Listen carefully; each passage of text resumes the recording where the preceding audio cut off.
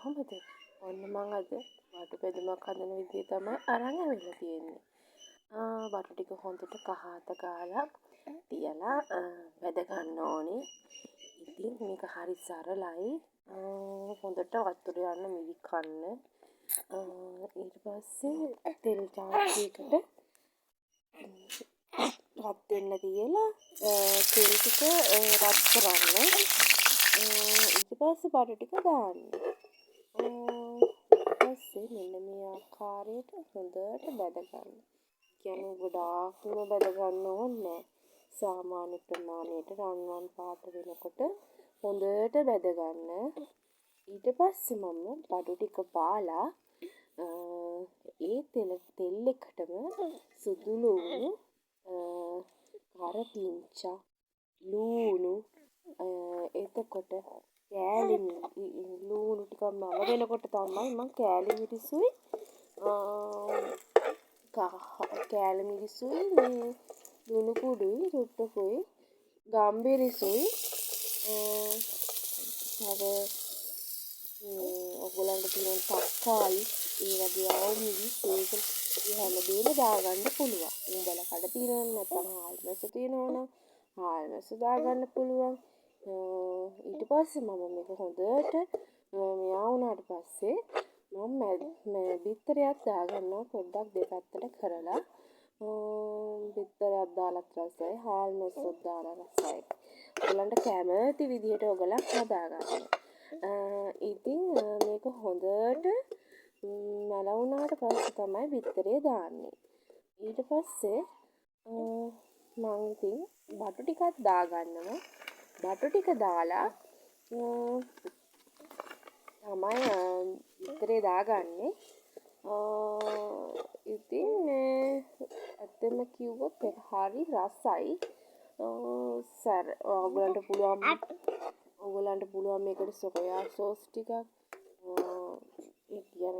Tomato sauce ටිකක් දාගන්නත් පුළුවන්. මම මේක නිකන් ක්‍රමයකට හැදුවේ. ඒ කියන්නේ ඇත්තටම මේක හොඳයි සරලයි කන්න පුළුවන්. ඉතින් ඔයගොල්ලෝත් හදලා බලන්න. අනිවාර්යයෙන් මට කමෙන්ට් එකක් දාලා යන්න.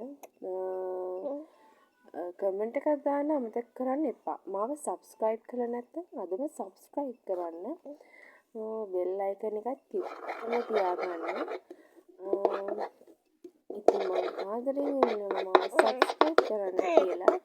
විතරේ දැම්මට පස්සේ හොඳට ගසා ගන්න එක. ඒ කියන්නේ කැට මෙයා වෙන විදිහට හොඳට මෙයා කරගන්න. මොකද අර මේ වතුර වගේ විතරේ දිනනකොට මේ ඒක මෙයා තෙත ගතියට තියෙනකොට නිකන් අර ටිකක් අපහසුයිනේ. ඒ නිසා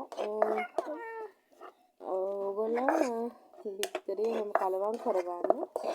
ඊට පස්සේ හොඳට මැලවෙන්න දෙන්න. හොඳට මේක ලුණු ටික හොඳට හිට නිකන් විතරේ තෙත ගතිය යනකම් හදාගන්න. මෙන්න මං හදාගත්ත බටු බැදුම. ඉතින් කාලා බලන්න. ඊගාවට මම බිස්කට් පුඩිමක් හදනවා. ඔයගොල්ලෝගෙන් බේරෙන්න බෑ බිස්කට් පුඩිම හදන්න කියලා. මේකට ඕනේ සීනි කැරමල් කරපුවයි බිස්කටුයි බිත්තරේකුයි. ඉතින් මම හොඳට මේ බිස්කට් ටික කුඩු කරලා බිත්තරේකුත් ඒකට දැම්මා. දාලා ඒක කලවම් කරලා ඊට පස්සේ මම සීනි කැරමල් කරපු ටිකකුත් දානවා. ඊට පස්සේ මම ඔය පොඩි කර කප් වලට කෝප්ප ඒ කියන්නේ මේ අයිස්ක්‍රීම් කන කෝප්ප වලට මේ දාලා තියෙන්නේ.